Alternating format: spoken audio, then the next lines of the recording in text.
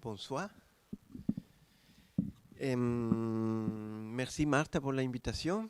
Merci à tous pour être ici ce soir. Pour partir, je voudrais un peu vous expliquer d'où je viens en fait, pourquoi je fais de l'art. Moi, je viens d'une famille qui n'était pas du tout proche au monde de l'art. Mon père, il est constructeur de voiles de bateaux. Donc, j'ai beaucoup navigué avec lui. Au Chili, surtout, dans le Pacifique. Et je voudrais vous montrer un peu, ça c'est des photos de l'atelier de mon père, qui existe jusqu'à aujourd'hui. Voilà, un peu comme vous pouvez se donner un peu une idée. Et donc, comme ma vie, elle était toujours entourée de voiles de bateaux.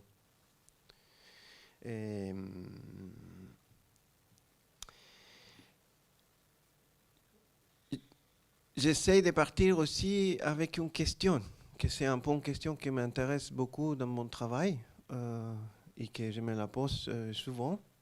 C'est quel est le sens de l'art aujourd'hui dans un monde où on a beaucoup de catastrophes, beaucoup de problèmes, beaucoup de gens qui crèvent de faim. Déjà, on ne peut même pas être ensemble. Donc, quel est le sens de l'art aujourd'hui? Et c'est une question qui, à moi, elle m'intéresse beaucoup, que je ne sais pas si je peux répondre, mais peut-être à la fin de cette conférence, on pourrait essayer de la répondre. Mais c'est quelque chose que je me pose souvent, en fait. Je voudrais partir avec une image de l'Amérique du Sud. Et c'est une image de Joaquín Torres Garcia, qui s'appelle El Mapa Invertido. Joaquín Torres Garcia, c'est un structuraliste uruguayen, 1942. Et lui, il a fait ce dessin où il a inverti l'Amérique du Sud, l'a mis à l'inverse. Et après, on peut parler beaucoup de cette image, mais je vais être un peu plus simple. Et lui, il a inverti cette image, il l'a mis à l'inverse pour se demander quel est notre nord, depuis quel lieu nous on regarde le monde. Est-ce qu'il faut continuer à regarder le nord? Bien sûr, on pense en Latine-Amérique, on pense en Sud-Amérique. Donc, le pouvoir nord-américain, c'était très, jusqu'à aujourd'hui, il est très, très puissant au Chili, en Sud-Amérique, en Argentine, partout. Donc, c'est une image que j'aime beaucoup, qui m'inspire beaucoup et qui m'invite toujours un peu à regarder le monde un peu d'un autre côté, d'un autre point de vue. Comme Martel disait, moi j'étais étudiant pendant que j'étais au lycée. En fait, j'ai étudié la musique populaire pendant 5 ans au conservatoire de musique. Quand je suis sorti du lycée, j'ai découvert que j'étais un très mauvais musicien et je n'ai pas continué avec la musique, même si je compose la musique pour mon travail. Et j'aimais beaucoup écrire. J'aimais beaucoup la photographie, j'aimais beaucoup les sons, j'aimais beaucoup les images en général. Donc je me suis dit, peut-être le cinéma, c'est un bon chemin. J'étais pas très sûr, mais j'ai fait l'école de cinéma au Chili. Et dans l'école de cinéma, j'ai commencé en fait à travailler, pas vraiment pour faire des films pour moi, sinon que, en fait, c'était très difficile de faire des films. C'était une toute petite école où il avait deux caméras à 16 mm, une pellicule, quelques caméras de vidéo, mais en fait, il fallait prendre rendez-vous. Je crois que j'ai utilisé les caméras de cinéma 2 fois pendant mes 5 ans d'études. Donc, c'était plutôt une école théorique, en fait. Quelque chose que, pour moi, c'était très bien. Mais en même temps, j'ai commencé à faire le montage pour les vidéos de mes amis, pour les films, à couper les pellicules ou à travailler dans la vidéo avec des machines qui maintenant n'existent presque plus, que je ne crois pas que vous les connaissez, mais c'est des machines où on met les cassettes et on travaille un peu d'une façon analogue, pas comme maintenant. Et j'ai commencé à faire le montage. Et le montage, il est devenu un peu mon métier, en fait, quand je suis sorti de l'école. J'ai commencé à travailler, j'ai travaillé pendant 10 ans comme monteur de documentaires, surtout. J'ai fait le montage d'une quantité énorme de documentaires, chiliens surtout. En même temps, j'ai commencé à travailler comme chef opérateur pour quelques documentaires, pas pour beaucoup, mais surtout mon métier, c'était le montage. Pourquoi je vous raconte tout ça? Parce que, en fait, toute ma méthodologie de travail, je l'ai appris en train de faire des documentaires. L'interview, la recherche, le travail avec des journalistes. J'ai beaucoup travaillé avec eux pour créer des histoires, en fait. J'ai travaillé avec beaucoup de directeurs qui ont une façon de travailler très différente. Des directeurs qui écrivent tout un script d'un documentaire, que c'est déjà très difficile, mais il y a des gens qui le font. Donc, quand j'ai arrivé à la salle de montage, il avait déjà quelque chose déjà assez clair. J'ai travaillé avec des autres directeurs qui avaient vraiment aucune idée de ce qu'ils voulaient faire. Donc, ils me donnaient tout le matériel et on commençait à essayer de retrouver des choses. Pour moi, c'était très bien parce que j'étais très bordélique et le fait de travailler comme monteur, ça m'a beaucoup aidé parce que ça m'a obligé à travailler avec énormément de matériel et pouvoir apprendre à les ranger, à les étudier très clairement, très précisément, etc. Et pour vous donner un exemple, c'était un documentaire de 52 minutes et j'avais environ 80 heures de matériel. Donc, c'était souvent comme ça. Donc, ma façon de travailler, elle vient de la recherche, en fait. C'est la recherche, surtout, ça que j'ai fait au début. J'ai fait beaucoup d'interviews, beaucoup, que j'utilise rarement, en fait, dans mon travail. Mais ça m'aide beaucoup pour mon travail, en général. Je voudrais montrer un peu le contexte chilien. Peut-être c'est une image que certains de vous connaissez.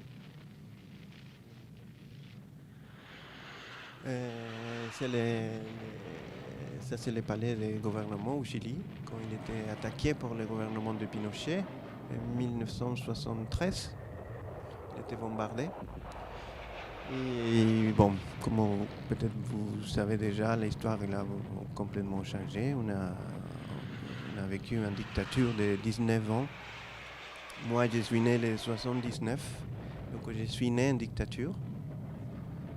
Pour moi, la dictature, c'était quelque chose d'assez simple dans le sens de que je suis né là. Pour moi, je n'avais pas un autre horizon que ça. Je ne connaissais pas autre chose. J'ai dit toujours que c'était un peu la ville. La ville était un peu gris, mais c'est quelque chose que j'ai découvert quand la ville elle a, entre guillemets, arrêté d'être gris, en fait. Donc bon, moi je suis un peu la dernière génération qui a vraiment été marquée par la dictature. Après, les gens plus jeunes que moi sont marqués peut-être, mais d'une façon différente. Quand j'avais environ 12-13 ans, la dictature était finie. On a retourné à un gouvernement de démocratie. Et là, c'était le choc pour beaucoup de nous, parce qu'on a commencé à comprendre des choses. Comme je vous disais, j'ai beaucoup navigué avec mon père. Donc, en fait, la mer, pour moi, c'était juste un exemple de liberté ou de passer les week-ends en train de faire de la voile de bateau, faire la pêche, etc. C'était quelque chose plutôt bien pour moi. Sauf qu'on a commencé à comprendre qu'en fait, toute la mer chilienne, elle était remplie aussi d'un côté très noir, que c'était le côté de la dictature. Je vais vous raconter un peu après. Je vais continuer un peu après. Ça. Mais en fait, quand les palais de gouvernement il était ouvert, parce que les palais de gouvernement il était toujours fermé. Vous voyez la porte au milieu, en fait, ça c'était un port où normalement nous tous on peut traverser en fait d'une place à l'autre, de la place de la citoyenneté à la place de la Constitution. Et moi, le 2006, quand j'avais très envie d'arrêter de faire des montages, des documentaires et travailler surtout pour moi, pour mon travail en tant qu'artiste, que je n'arrivais pas vraiment à faire parce que j'avais très peu de temps. J'ai commencé à faire un exercice qui c'était de traverser ce palais. Et en fait, le 12e gouvernement de la démocratie, qui c'était Ricardo Lagos, lui, il a décidé, c'était le premier président en démocratie, d'ouvrir cette porte. Sauf que cette porte, en fait, on pouvait traverser, mais en une seule direction, de la place de la citoyenneté, pardon, de la place de la Constitution à la place de la citoyenneté. Cette photo, c'est la place de la citoyenneté. Donc c'est la sortie, en fait. Quelque chose qui c'est très bizarre parce qu'en fait, ici, en fait, derrière de cette photo, il a la rue principale de Santiago, un peu comme le Champs-Élysées. Donc en fait, ça veut dire, entre guillemets, que le palais de gouvernement, il donne le dos à la rue principale de Santiago et qu'il faut entrer derrière, un peu pour la porte derrière, mais que en fait, c'est la vraie entrée. Et moi, j'ai commencé à faire un exercice. J'ai travaillé pas très loin, donc j'ai essayé toujours de traverser à l'inverse. J'ai jamais réussi. Il y avait toujours une police qui m'a arrêté très gentiment, souvent, qui me disait, bon, messieurs, ça c'est la sortie, vous devez entrer pour l'autre côté. Après, j'ai commencé à entrer et essayer de faire, de sortir pour l'entrée, en fait, de faire demi-tour. Et j'ai aussi jamais réussi. Jusqu'à qu'un jour, un police, comme toujours, il m'a arrêté. Et il m'a dit très gentiment, monsieur, vous devez sortir. Mais je lui ai dit, mais quel est le sens de ça? Et en fait, il m'a dit quelque chose qui pour moi, c'était comme une espèce de lumière. Il m'a dit, vous savez pourquoi, monsieur? Parce qu'on ne peut pas retourner dans le passé. Il faut toujours regarder vers l'avant. Il ne faut jamais regarder en arrière. C'est pour ça qu'il faut continuer tout droit. Voilà, pour moi c'était incroyable cette réponse. Je dis, oh là là, bon, il faudra qu'on oublie toute l'histoire et qu'on continue tout droit comme ça, comme les chevaux, pardon. Mais en fait, il avait quelque chose de très, pas très bien fait dans cette idée, en fait, quand tu sors à la place de la ciudadanía, citoyenneté, tu sors et tu es de nouveau enfermé. Parce que c'est blindé de grilles. Donc pour moi, ça parlait beaucoup de comment notre histoire au Chili existe aujourd'hui. Il continue à exister comme ça. Aujourd'hui, je peux vous dire, je n'ai pas de photos d'aujourd'hui. Ça, c'est une photo de 2008. Aujourd'hui, ils ont changé cette grille pour des verres transparents. Que c'est quelque chose aussi très intéressant. On pourrait parler après ça. Donc les grilles sont transparentes. Donc, en fait, je me suis dit, j'aimerais faire un film et traverser à l'inverse, cette palais de gouvernement. Quelque chose peut-être très difficile à faire. Et après un an de négociations, je vais vous montrer quelques photos comme ça rapidement. Après un an de négociations avec le palais de gouvernement, j'ai eu l'autorisation de traverser une fois le palais de gouvernement avec une équipe de tournage pour faire un film. Je vais vous montrer les films et après on parle. D'accord? Peut-être on peut baisser les lumières si c'est possible.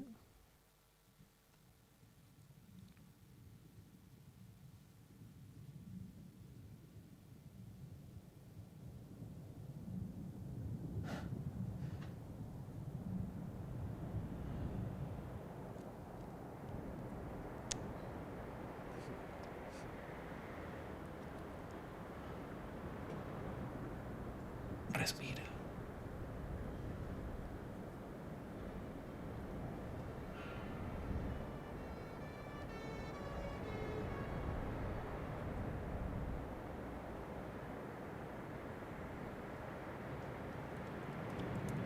Respira.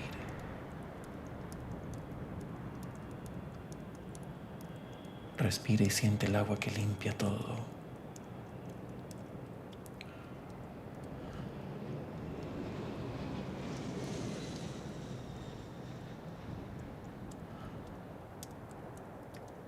Respira.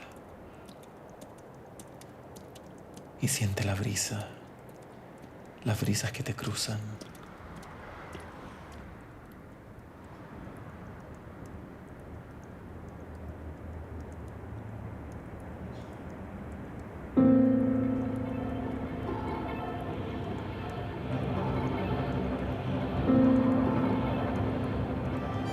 A veces la vida se paraliza y se convierte en un minuto eterno. Pero es así. Los días transcurren escuálidos a nuestro lado y solo a veces estiramos la mano para agarrar los momentos que vienen.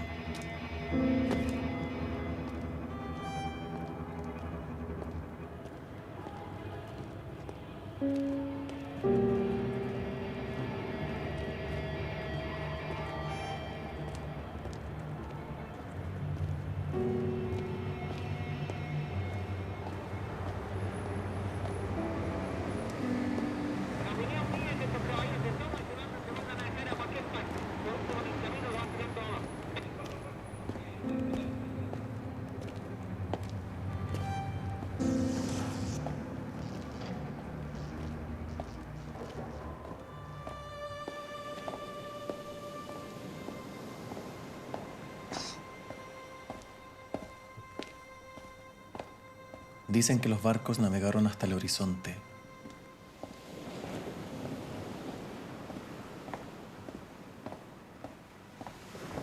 Dicen que los lanzaron de los helicópteros amarrados a rieles de trenes para que no vieran nunca más la luz.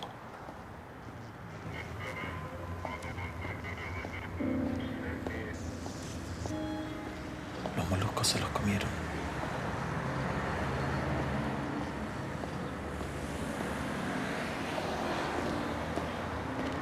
El mar lleva la tristeza de un lugar como este. Los marinos dicen que los mariscos llevan el alma de los que desaparecieron.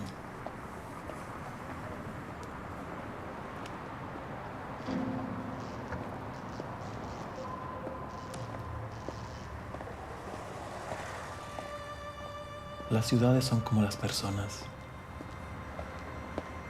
Tienen algo en su personalidad que no nos deja olvidar. Las personas y las ciudades pueden estar cargadas de recuerdos.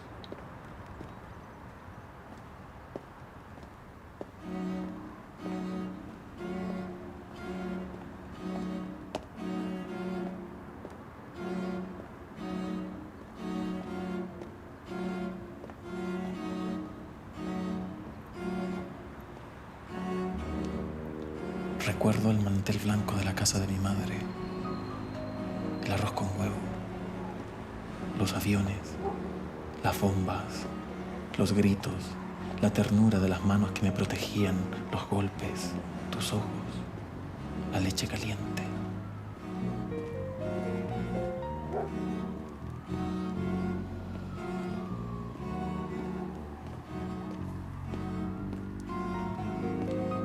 En este lugar se siente algo en el aire que nos deja respirar con calma. Esta ciudad está contaminada, pero no es el aire.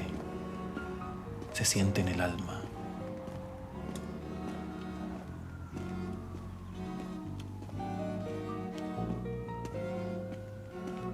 Todo se ve gris.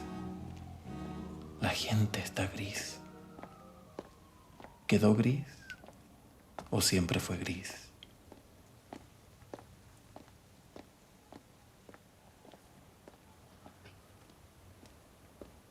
Respira.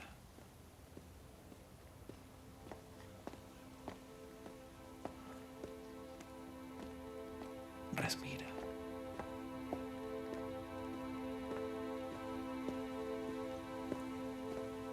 el hombre que sufre, el hombre cansado, el hombre libre que camina por las grandes alamedas.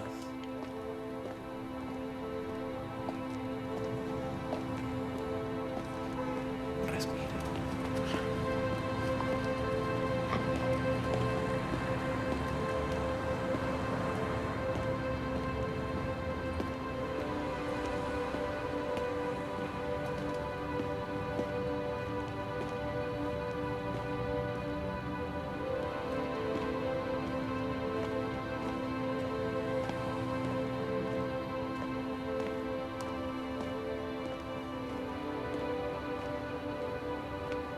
Sanarse tiene su tiempo. Sanar tiene su tiempo. Los edificios, los aviones, el color gris, la música, la noche, las cacerolas, el corte de luz, las hojas que caen del cielo, los rostros que nunca más volví a ver, la historia, la memoria, el agua todo lo limpia, los autos quemados, mi mamá.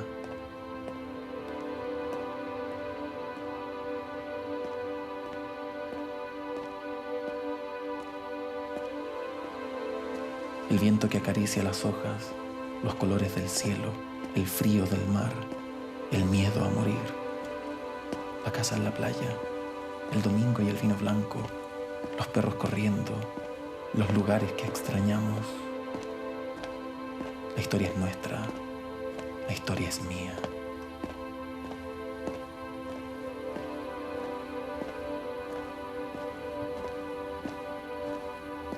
Correr por un lugar prohibido, entrar por la puerta de atrás, andar en bicicleta sin manos, las sirenas de la noche, el avión que pasaba por mi casa, el sol que se junta con el mar en algún sitio.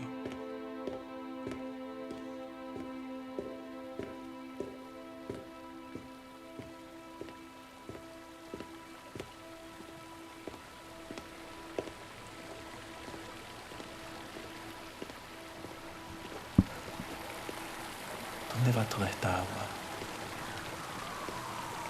¿Dónde va toda esta agua?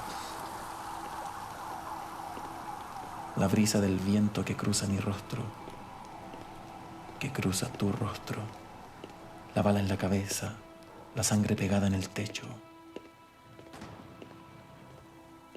¿Cómo tratar de atrapar lo invisible, lo oído, lo que estuvo?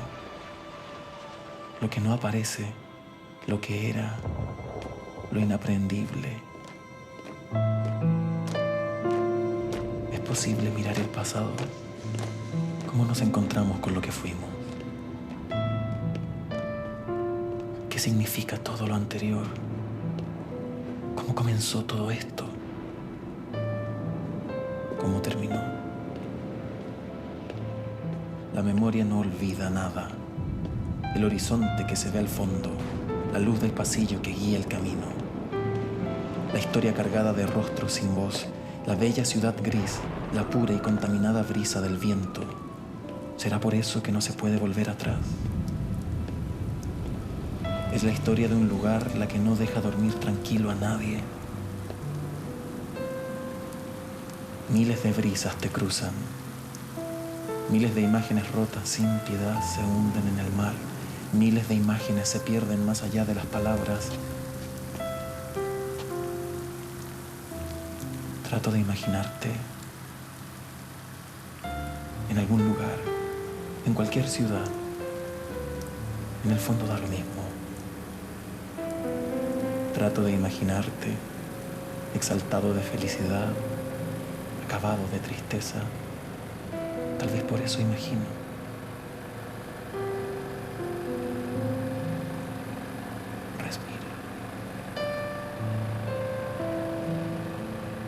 Respira y siente el agua que limpia todo.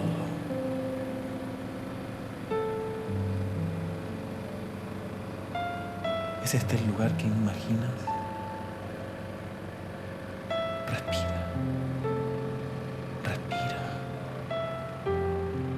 Respira. Y siente el agua fría, el agua que limpia todo. y respira. ¿Es esta la historia?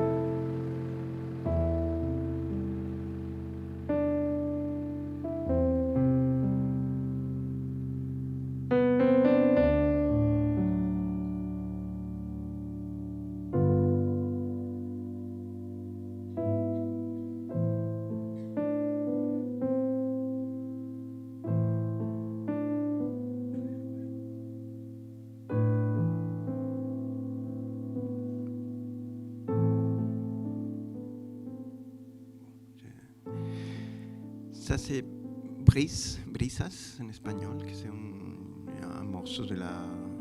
Brisas s'appelle parce que j'ai pris un morceau de l'hymne national du Chili, qui dit Puras brisas te cruzan también, pure brise te traverse aussi.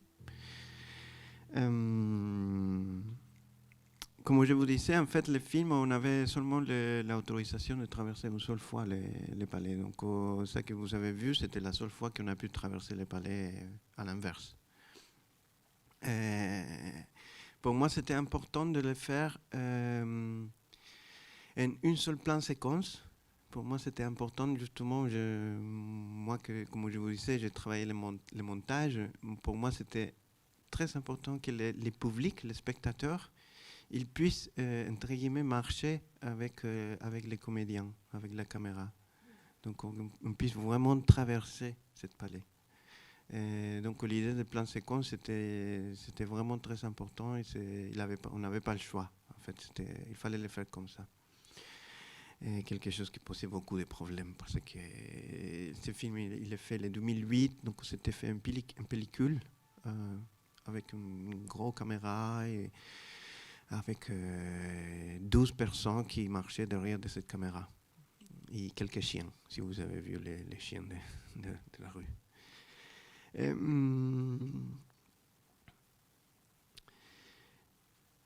Pour moi, les Chili, en fait, c'est devenu, comme je vous disais, en fait, quelque chose. La mer chilienne, il a devenu quelque chose que pour moi, c'était rempli des histoires obscures, en fait.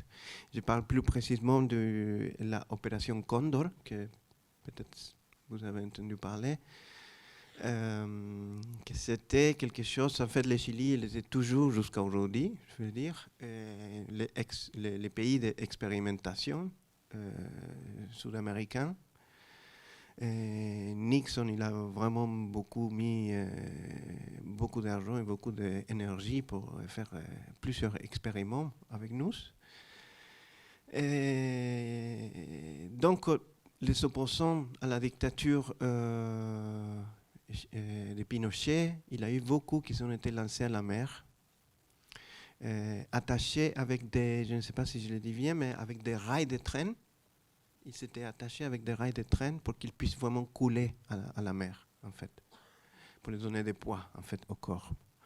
Ils s'étaient lancés avec des hélicoptères ou des avions. Je parle du Chili, mais bien sûr, l'histoire argentine, elle est aussi, et même peut-être beaucoup plus violente. Donc pour moi, tout cet océan Pacifique, pour moi, quand j'étais petit, c'était magnifique. Il a devenu quelque chose assez obscur. Et la poésie chilienne, il a commencé à beaucoup à parler de ça. Et je crois que là, il a quelque chose de très important pour le monde de l'art, le monde de la cinématographie, le monde de la photographie, le monde de la musique. je pense que la poésie, c'était vraiment quelque chose qui était vraiment, jusqu'à aujourd'hui, très important au Chili. Et je me rappelle d'avoir lu quelque chose quand j'étais petit que je n'ai jamais retrouvé. Je ne sais pas qui a écrit ça. Et qui disait que les disparus, ils sont disparus au fond de la mer et que c'était les poissons qui ont mangé à cette corps. Et en fait, nous, on a mangé à cette poisson. Donc, en fait, c'était un peu comme une espèce d'histoire qui se répète, entre guillemets. Et pour moi, ça, c'était avoir cette image dans la tête, c'était terrible pour moi. Et les 2014, j'ai gagné le prix des Amis du Palais de Tokyo à Paris. Et j'avais envie de retourner en fait dans cette histoire. Donc j'ai fait un deuxième film qui s'appelle Los Durmientes, les dormeurs. Et cette film, il s'agit d'une installation, mais aussi d'une série de photos, comme celui-là que vous voyez là-bas. L'installation est comme ça. C'était un triptyque. Je vais vous montrer les films. Donc, pour que vous puissiez connaître mon travail, il faut que je vous montre des films, surtout.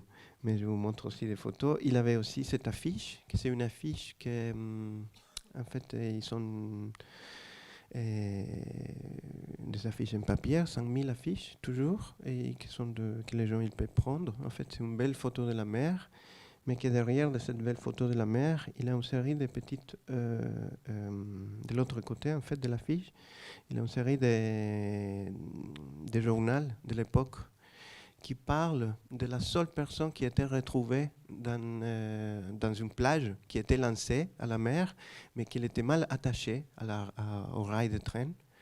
Du coup, bien sûr, il était mort, mais il a reflotté. Tous les journaux, la télévision, etc., ils ont commencé à inventer des histoires autour de ça pour cacher cet assassinat, en fait, l'assassinat de qu'il était lancé à la mer. Elle s'appelait Marta Huarte. Donc en fait, j'ai fait une grande exposition en 2015 au Musée de la Mémoire et les Droits de l'Homme au Chili, qui reprend cet événement en fait. C'est un musée conçu à l'histoire, surtout à l'histoire politique de la dictature chilienne. Donc c'est pour ça que j'ai montré ce travail-là. Il a une série de pièces que peut-être je ne vais pas vous expliquer tout, mais je vais vous montrer quelques photos.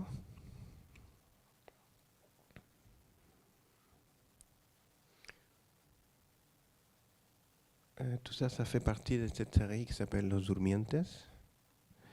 Ça, c'est un film. Je crois que ça marche. Oui, ça c'est un film que en fait j'ai lancé 30 000 petites papiers dans le ciel, et que je l'ai filmé simplement avec une caméra en haut. Donc en fait c'est comme un peu cette idée des étoiles, mais aussi c'est l'idée je ne me rappelle plus comment on appelle ça, les tracts, les papiers qu'on lance dans les manifestations. Mais sauf que celui-là, ils sont tous blancs, simplement. Il n'y a pas d'informations. Donc c'est une vidéo qui fait environ 11 minutes, jusqu'à ce que tous les petits papiers disparaissent. Qui pour moi, ça me fait... Moi, je voulais travailler aussi avec cette idée de les étoiles, de les âmes, de les souvenirs qui restent et qui commencent à disparaître. C'est un petit exemple, je ne vais pas vous montrer toutes les vidéos.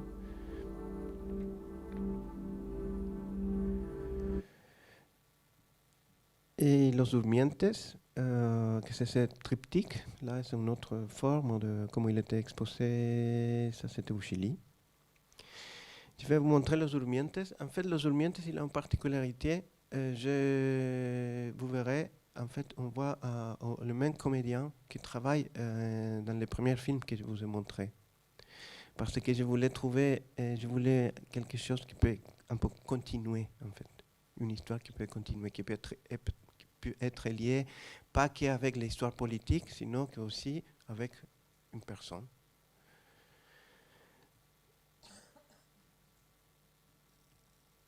Voilà, je vous montre Los Durmientes.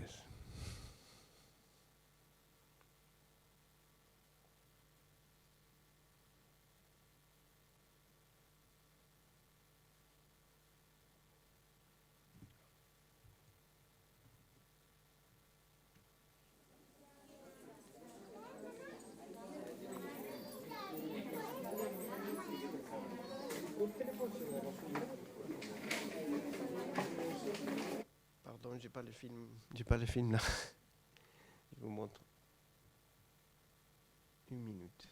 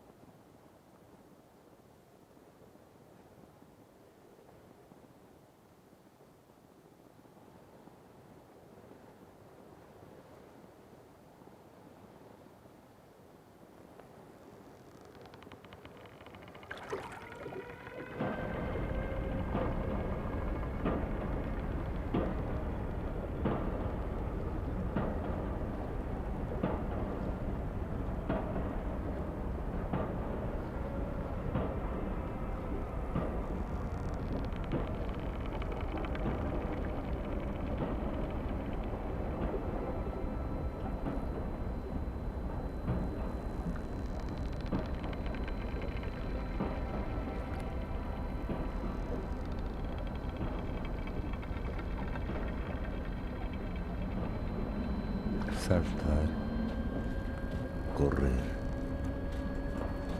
mirar, respirar.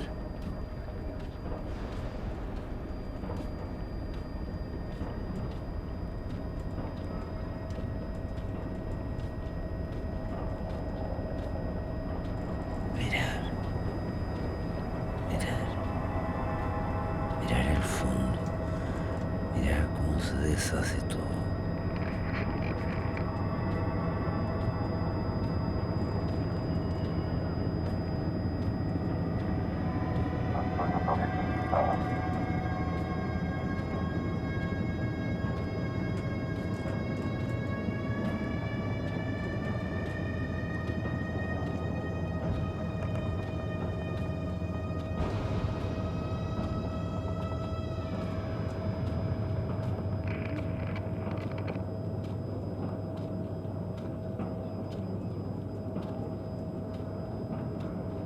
Pozo profundo, un pez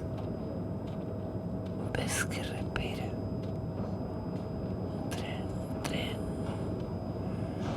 ruido, silencio, la boca con sal, los ojos abiertos bajo el mantel de agua, la vida que no vimos nunca, la vida que imaginamos, el frío, la piel de gallina. Mirar cómo se cierran los ojos.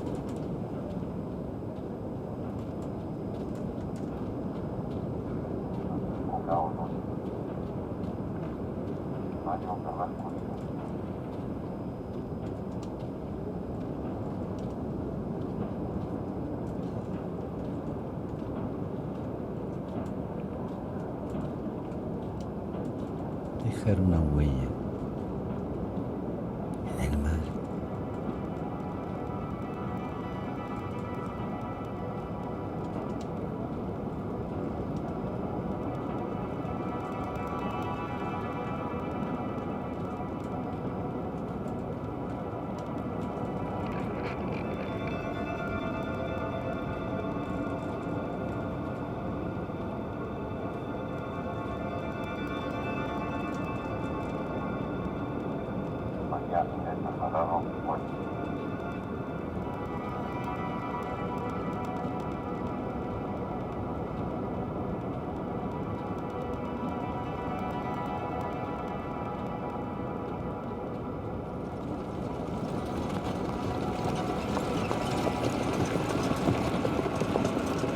Recuerdo a mi abuela cuando dormía y al despertarse botaba alguna foto en blanco y negro de algún familiar.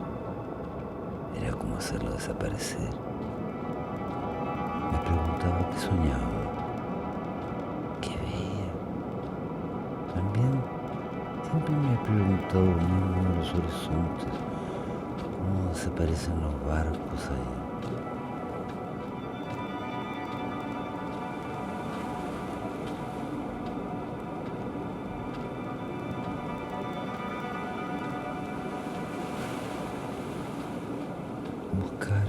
Buscar algo que no se ve, buscar algo que no se ve.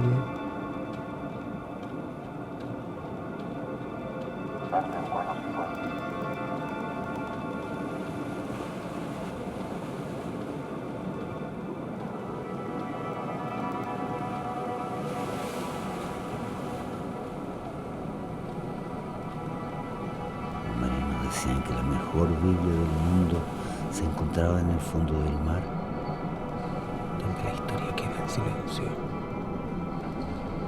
donde la historia buscaba el silencio, agotada, protegida por los peces. sin escapar, protegida por los peces, los planetas, la sal, y que a veces las corrientes decidían pasar. Esa historia viajaba y se transformaba en un pez sin voz, un pez que lloraba, un pez para no navegar, un pez que miraba al cielo, donde la luz se veía lejana y la tierra era un sueño de otro.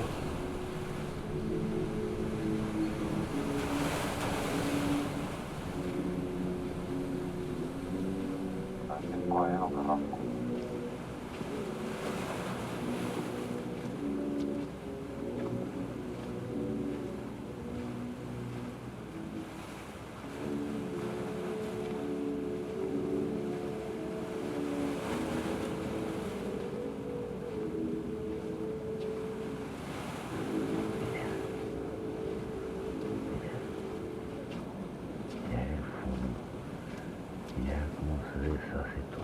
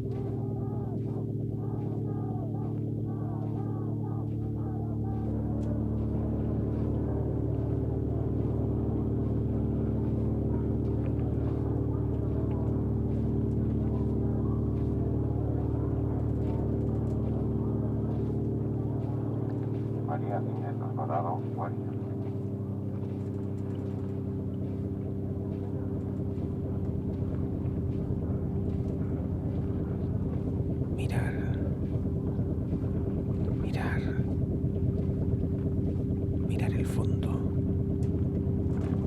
mirar cómo se deshace todo, mirar cómo desaparezco, mirar el silencio, la boca con sal.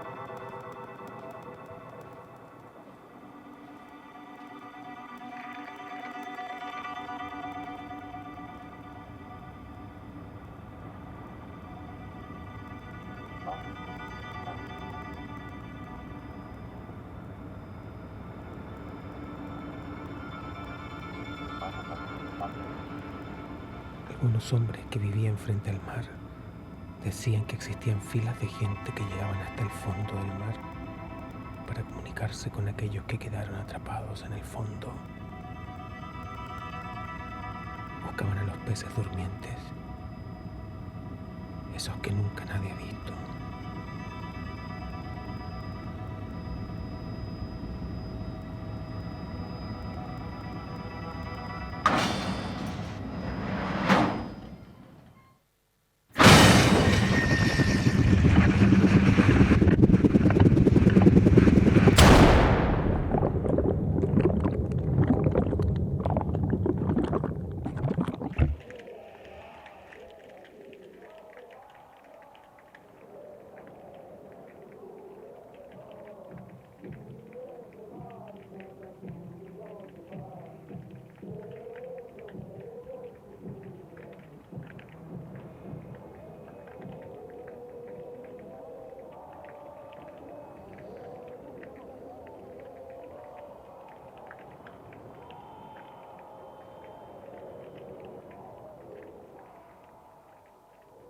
Bon, ça, c'est Los Durmientes, qui était aussi, je ne sais pas si vous avez fait attention, en fait, c'est aussi fait comme une seule plan séquence, l'image du centre. Le film il est tourné en trois parts, trois endroits qui sont importants politiquement. L'image du centre, c'est dans une plage qui s'appelle la plage de Quintero, où ils ont retrouvé les premières rails de train au fond de la mer, donc avec des restes de vêtements des gens. Et les autres deux lieux, celui-là qu'on voit ici, c'est dans le nord du Chili et aussi dans le sud, où il a eu des corps qui ont été lancés à la mer. Et les croix que j'ai lancées à la mer, qui sont l'image à droite. La poésie, comme je vous disais, il parle beaucoup de ça en fait. Il parle beaucoup de que les vrais cimetières, les vrais lieux de mémoire chiliens, c'est la mer. Donc je voulais juste faire exemplifier ça d'une façon plus concrète, même parfois très évidente. Mais aussi, ça m'intéressait beaucoup. L'idée je me posais la question de comment encore il peut regarder un peu toute son les moments que l'hélicoptère il vole, tu tombes à la mer et peut-être tu es encore vivant et tu restes en bas de la mer. Los Durmientes, c'est un film il a eu quelques soucis pour être exposé au Chili parce qu'en fait j'ai tourné la plage du centre, c'est une plage militaire avec laquelle je n'ai pas eu d'autorisation. Donc après normalement je n'avais pas l'autorisation pour tourner, pour montrer les films. Bon, les militaires ils ont oublié un peu ça. Au début ils ont été un peu méchants, après ça s'est oublié. Je ne peux pas m'éloigner et avec ça j'ai fini avec les Chili. Mais je ne peux pas m'éloigner du Chili aujourd'hui parce que ça fait quand même c'est un lien avec la dictature. Le Chili aujourd'hui il vit une grosse... On essaye de changer la constitution chilienne qui était écrite par Pinochet. Que à grosso modo, ça qui dit cette constitution, c'est que toutes les choses qu'on peut privatiser, que l'État il pourrait privatiser, on peut la privatiser. Donc en fait, la santé, l'éducation, l'eau est privatisée. Donc, presque tout est privatisé. C'est très cher la vie au Chili. C'est très difficile la vie au Chili. Ça, c'était le rassemblement des personnes la plus grande de l'histoire du Chili. Ça fait déjà 4 mois et demi. Je vais vous montrer un peu. J'imagine que c'est des images que vous avez déjà peut-être vues. Mais je voulais venir à une image que c'est pas du tout ça. Ça, on peut voir un peu comment c'était l'ambiance 4 mois. Depuis les 4 mois.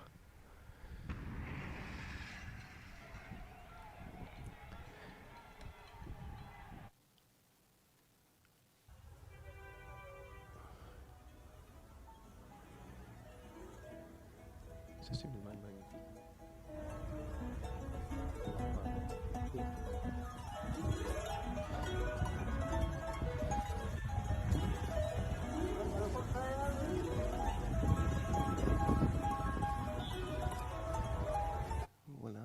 Ici, je voudrais vous montrer cette image, que c'est d'une journaliste argentin, que j'ai oublié son nom, je suis désolé, mais qui travaille pour Al Jazeera, le canal de télévision,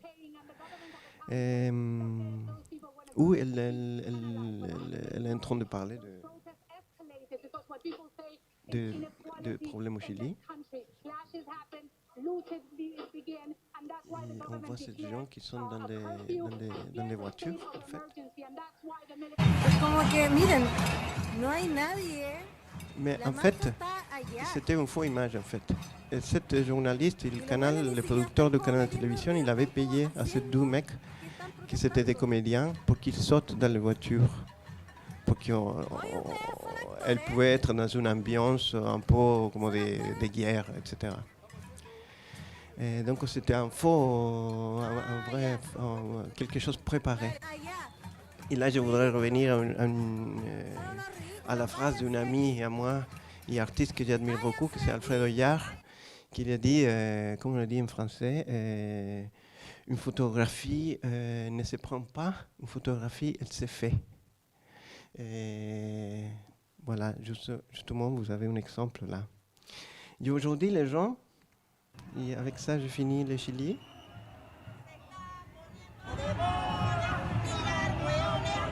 Ça, c'est des gens qui sont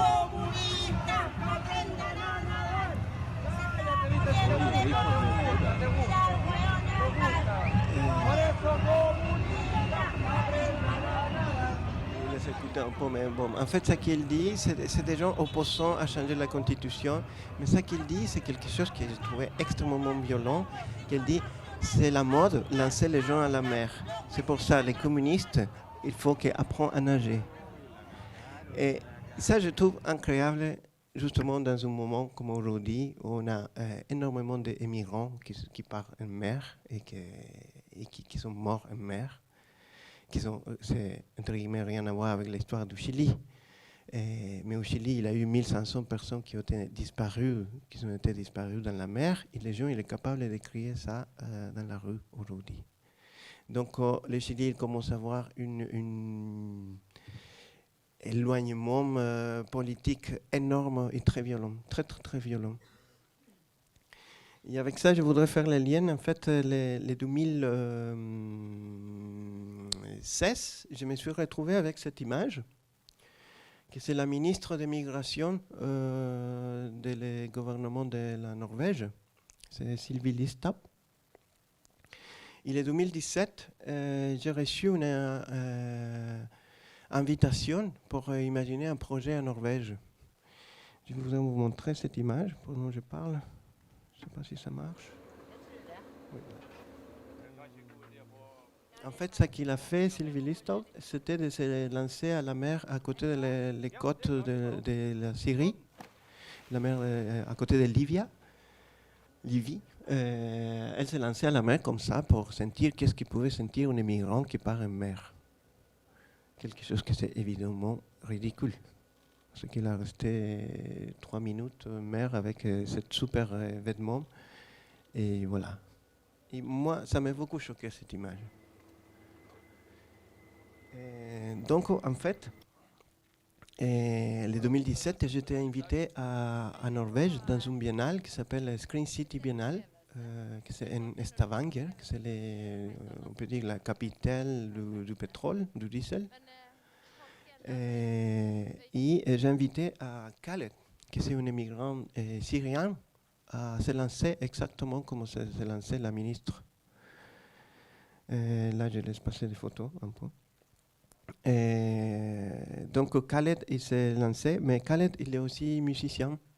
Donc en fait, je l'ai invité à composer la musique pour cette vidéo, pour son propre vidéo, et qui était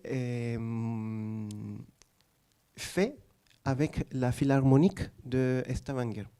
Quelle est la particularité de la Philharmonique de Stavanger? C'est qu'en fait, elle a 99% de musiciens étrangers. Et il a énormément de latino-américains aussi. Donc ils ont été très disponibles, si je peux le dire comme ça, pour travailler avec Khaled. Il a inventé les sons de cette pièce. Il les montrait dans la Philharmonique. Donc en fait, ces vidéos, elle était projetée. En fait, ça, je me suis trompé, ça c'est une image de test, parce que normalement c'est une seule personne, c'est pas deux.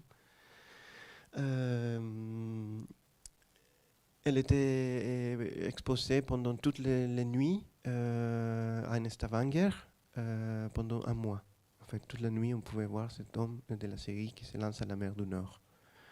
Je ne vais pas montrer les films entiers parce que c'est 17 minutes, mais je vais vous montrer un tout petit morceau. Ça, c'est des images du moment de la présentation.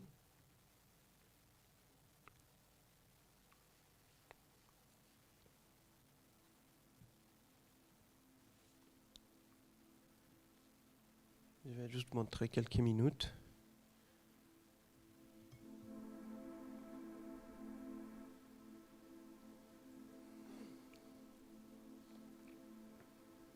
Donc, comme vous voyez, c'est une image comme un ralenti. Et que pour moi, c'était important. Moi, je voulais avoir quelque chose comme un homme qui flotte et qu'après, il rentre à quelque chose, un peu comme en fait, cette idée de la mer obscure, et qu'après, il revienne, en fait. Bon, c'est très Ville Viola, je peux le dire. C'est très inspiré en Ville Viola. Je vais l'avancer pour vous montrer un peu ce que ça donne.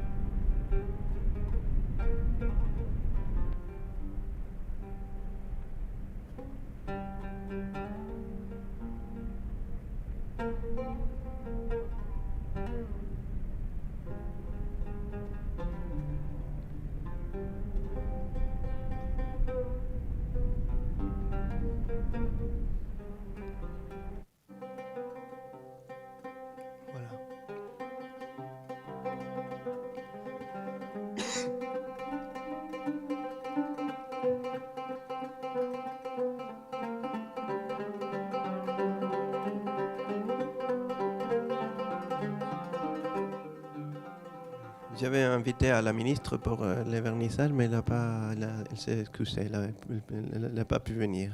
Mais par contre, les princes de la Norvège, il était présent. Il a parlé surtout de la Patagonie chilienne, qu'il aime beaucoup. Bon, la thématique de l'immigration, c'est quelque chose que je travaille beaucoup. Je voudrais vous montrer une image que j'ai trouvée l'année 2000. Je vous laisse voir cette image. Je ne sais pas si vous les connaissez. C'était dans les. Autrement dit, un nageur du Tadjikistan. C'était à Sydney, dans les Jeux Olympiques. Et un de la Guinée équatoriale. Ça qui se passe là. Un petit peu de mal à mettre ses lunettes, visiblement pas très habitué. Ça vous fait marrer, vous. En natation. Je me demande s'il a déjà mis les pieds en eau, ce garçon. Faut peut-être prévoir une bouteille d'oxygène au cas où. Et oui, à faux départ, ils sont tous les deux disqualifiés.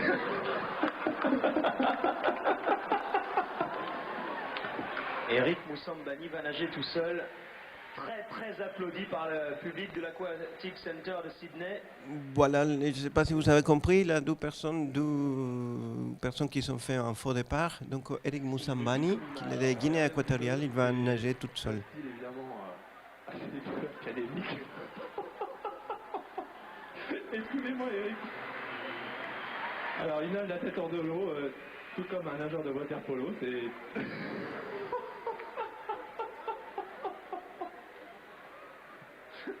Bon, Eric Moussambani, il avait appris à nager, et ça fait même pas 6 mois. Il s'est entraîné dans une piscine de 50 mètres qu'il est prêté un hôtel en Guinée équatoriale. Il n'avait jamais été dans une piscine olympique, c'était sa première fois. Je voulais commenter les images, Eric. Non, mais... Encore, j'étais très fâché de comment les commentaristes ils rient ça. Non, mais ça reste une image forte quand même. Parce que, Mais justement, j'ai trouvé que cette image, il était incroyable.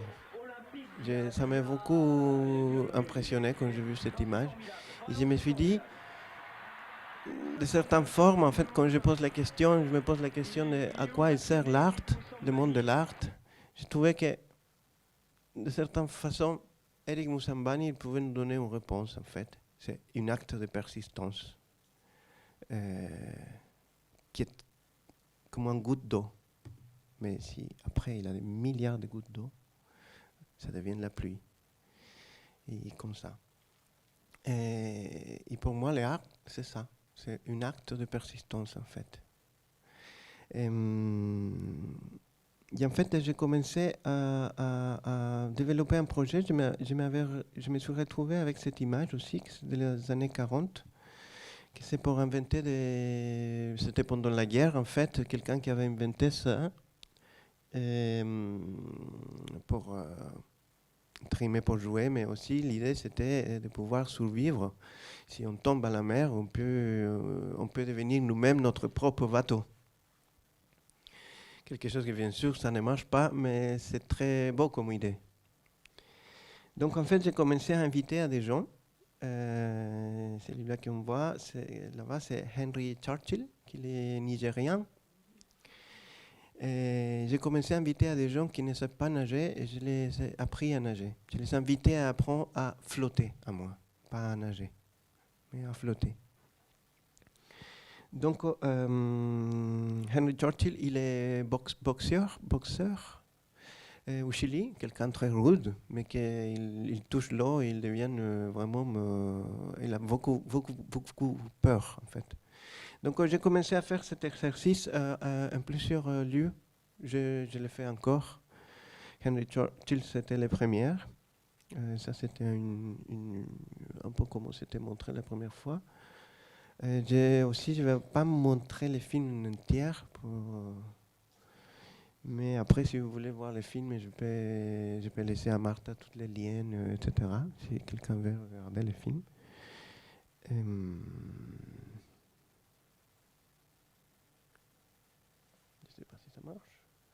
Voilà. Celui-là, c'est Henry Churchill. C'est une image très pareille à celle qu'on a vue avant, à Incoming. Je vais juste l'avancer comme ça, un peu rapidement. Lui, il explique d'où il vient, c'est ça que je vous ai expliqué.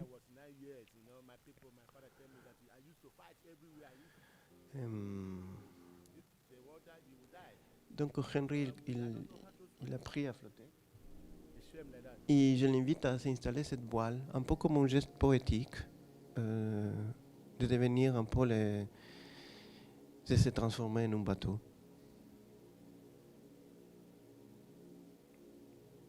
My conscience is very like clear that I think that I will be inside throw in the water, you understand? But I will do it well. That's why I like it, because I want to, that is my disappear. I have to do it.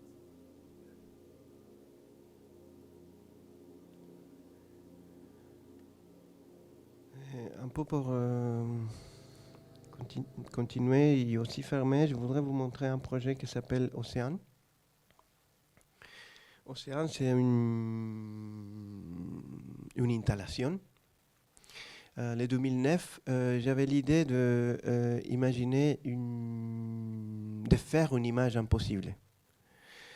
Cette image impossible, c'était un peu, en fait, j'avais l'idée de comment on peut faire une image qui puisse traverser de l'Amérique du Sud vers l'Europe sans fermer les yeux. Quelque chose qu'on peut, comme si on pouvait filmer tout le voyage complet. Et en fait, en 2013, on a développé, avec l'aide des Frénois, parce que j'étais étudiant, entre 2007 et 2009, on a développé un système justement pour faire ce film, qui c'est un plan séquence de 25 jours qui part de Valparaíso à Santiago au Chili, jusqu'à Dunkerque, le port dans le nord de la France. Et en fait, j'ai installé une caméra, c'est comme ça, dans le bateau. Et j'ai filmé depuis que le bateau il part jusqu'à qu'il arrive. Le film, il dure 25 jours et quelques heures. Donc il faut avoir 25 jours et quelques heures pour pouvoir le voir. Mais en même temps, j'avais un grand problème, parce que dans ma tête, le projet il était fait, je le comprenais très bien. Et parce que je me disais, bon, c'est super pouvoir filmer ça. Je voulais faire le voyage à l'inverse des premiers explorateurs. Je voulais faire un peu cette espèce d'image de décolonisation et dire, bon, je vais de l'Amérique à l'Europe. Comment ça se voit la mer, comme ça. Mais en fait, le grand problème pour moi, c'était que finalement, cette image, c'est une image vide. Pourquoi je dis vide? Parce que si personne est à côté de cette image pour vous expliquer tout ça que je vous explique, cette image, les seules choses qu'elle peut vous montrer, c'est finalement la poésie du paysage. Je suis parti un soir vers 19h, quelque chose qui pour le vernissage, ça marche très bien, parce que le bateau il part à la même heure de vernissage normalement. Et après, on traverse l'été, on arrive à l'hiver, on passe des super beaux jours de soleil, des tempêtes énormes, vraiment très très forts. Et on passe par la nuit, très obscure, qu'il a des gens très déçus aussi parfois, parce qu'ils viennent pour voir le film et ils ne voient rien, parce que c'est la nuit. Parce que, je vais vous montrer. En fait, c'est ça la traversée qu'on a fait. Donc, les bateaux, on change 6 fois de fuseau horaire. Donc, finalement, on part à la même heure de vernissage, mais finalement, ça commence à croiser les jours. Donc, souvent, il a des jours qui fait jour ici, mais dans les films, il fait nuit.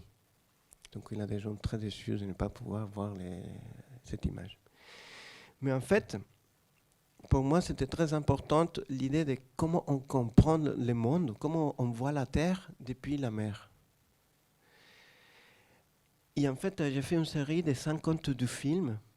Donc, en fait, j'ai nommé chaque jour, je l'ai donné un nom à chaque jour, un nom inventé pour moi. Et j'ai fait 2 petits documentaires par jour dans les bateaux. En fait, le bateau il est devenu une espèce de fabrique de films. un laboratoire de films. Donc j'ai fait 52 courts-métrages documentaires, parfois je pourrais dire un peu fiction, mais entre guillemets, dans les bateaux. Et c'est des documentaires qui parlent justement de les engagements politiques qu'il a sur un bateau. Combien ça coûte faire bouger ce bateau, qui vit dans ce bateau, comment on vit dans ce bateau, et comment on voit la terre depuis ce bateau. C'est un bateau qui transporte des fruits chiliens depuis Valparaiso jusqu'à Saint-Pétersbourg, avec une arrête à Dunkerque. L'équipage, c'est de la Russie. Et les armateurs, c'est des Bulgares. Et la compagnie qui dirige ce bateau, c'est une compagnie qui s'appelle Seatrade, hollandaise belge. Ils sont hollandais, mais ils ont les bureaux en Belgique. Et chaque fruit, il a une petite sticker avec le drapeau nord-américain. Donc, pour moi, dans ce bateau, il avait le monde complet.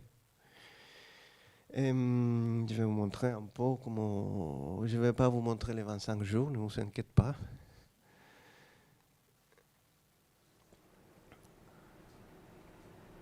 Donc, en fait, le public, il pouvait regarder cette image.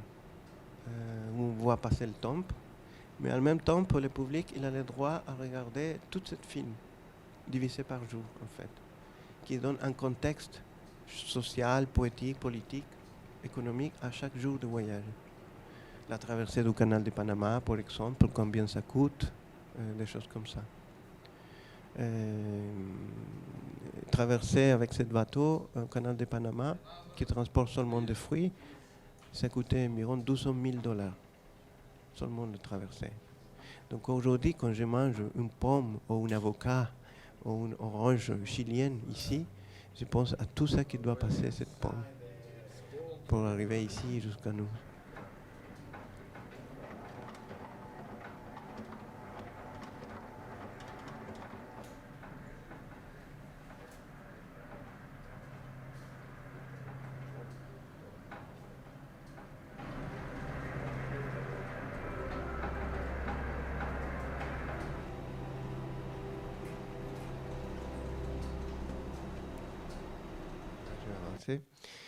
La première fois, le film a été montré au musée des Beaux-Arts de Dunkerque, qui n'existe plus. Le film était exposé dans un écran LED, donc les gens ils pouvaient le voir dans l'espace public jour et nuit. Et à l'intérieur du musée, il avait 25 écrans, donc un moniteur par jour, où on pouvait regarder les films à l'intérieur, en fait. Et en fait aussi, on avait disposé d'une petite salle de cinéma qui avait un auditorium où on mettait les films de la journée, en fait, les jours de voyage de bateau. Donc, jour numéro 1 ou numéro 12, ça dépend des jours que le public est arrivé.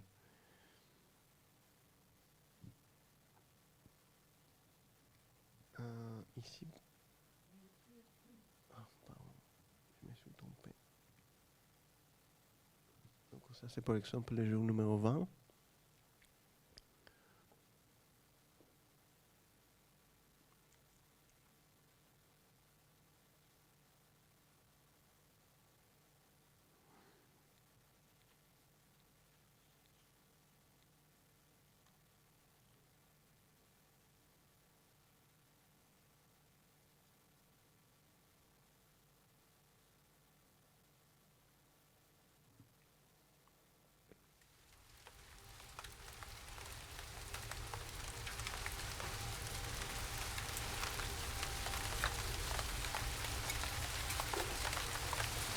Jour numéro 20, j'étais déjà pas très loin de l'Europe. Il avait la tempête, bien sûr.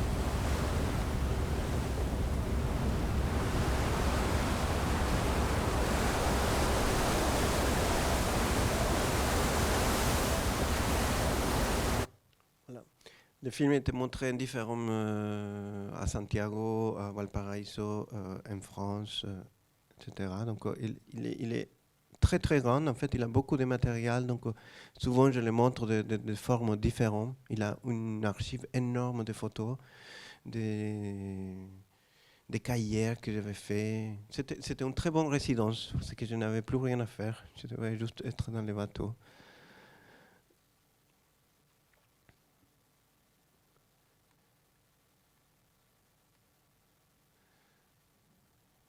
Voilà.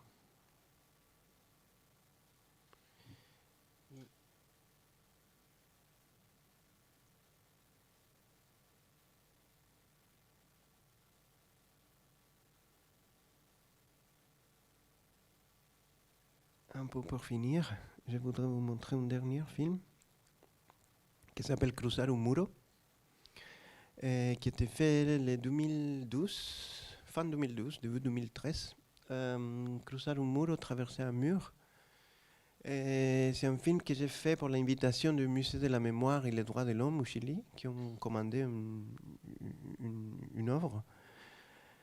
Et moi, c'était au moment où j'ai passé beaucoup de temps dans les salles d'attente pour attendre ma carte de séjour en France. Et donc, j'y allais souvent pour voir pour donner les papiers qui me manquaient, etc. Et c'était aussi au moment que le Chili il a commencé, c'était vraiment le début d'avoir une énorme émigration de la Venezuela, d'Haïti, des Haïtiens. Donc au Chili, ça posait un grand problème, ça, parce que les gens n'étaient pas habitués, les gens de couleur. Les Chiliens, il n'a jamais eu vraiment de contact avec des gens de couleur. Donc ça posait vraiment, vraiment des problèmes pour beaucoup de gens.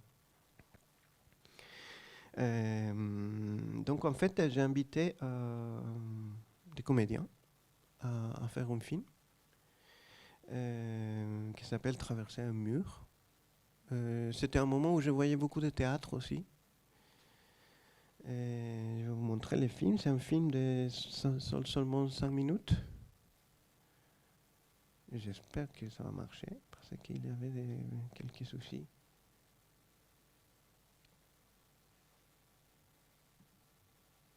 Sinon, je vais faire plus simple.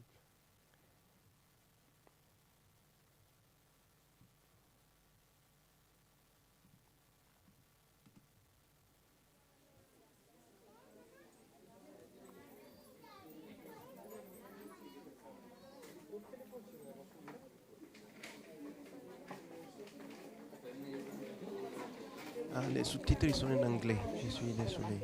C'est espagnol-anglais.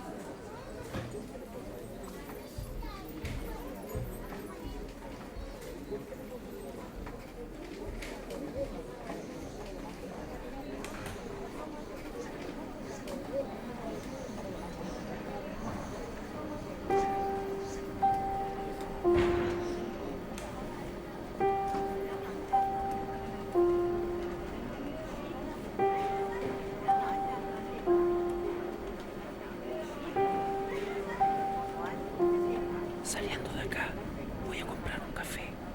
Voy a llamar por teléfono. Voy a hacer el mismo camino de siempre. Voy a comer lo mismo de todos los días. Voy a mirar por la ventana. Voy a fumar un cigarro. Escribir una carta. Quizás mirar el techo y voy a dormir. Ese es el mejor momento del día.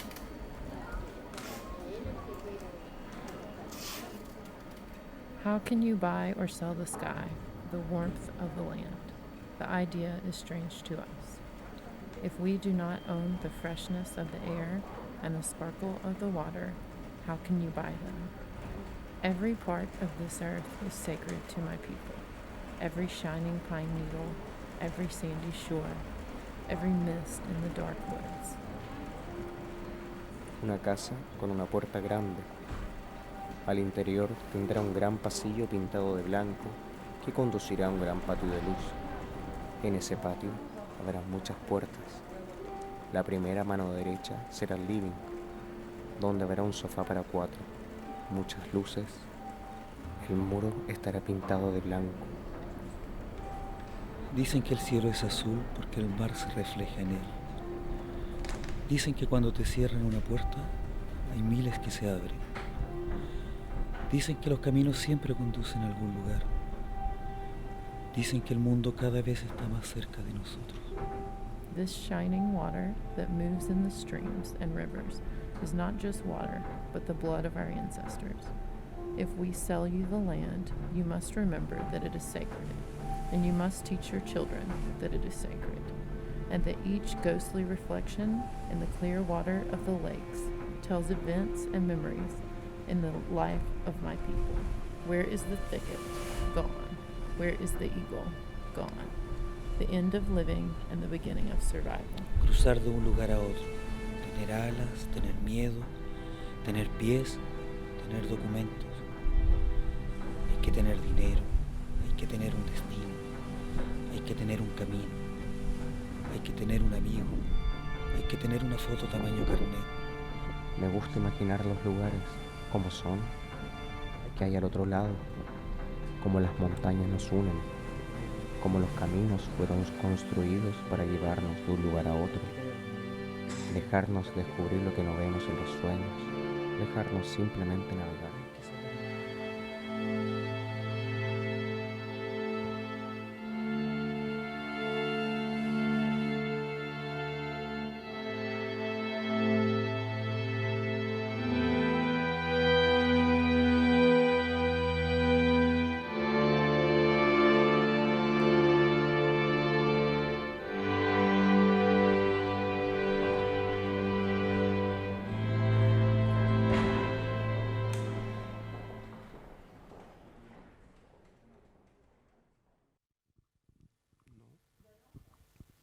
Bon, mais en tout cas, merci pour la patience. Et voilà.